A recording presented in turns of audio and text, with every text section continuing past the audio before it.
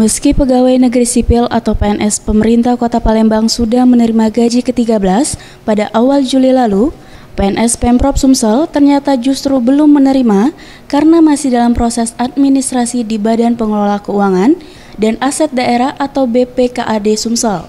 Menurut Mukti Sulaiman, Sekda Sumsel, yang ditemui pada Rabu 8 Juli 2015 menjelaskan, gaji ke-13 PNS masih belum dapat dicairkan karena masih terkendala dengan proses administrasi dan memang hal tersebut menyangkut ketersediaan anggaran yang cukup besar. Oleh karena itu, pihaknya belum dapat memberikan kepastian kapan gaji ke-13 tersebut dapat dicairkan. Namun, akan diusahakan secepatnya. Tapi insya Allah kan, kendalanya proses administrasi saja. Proses administrasi memang anggaran sudah ada, jadi tinggal dicair.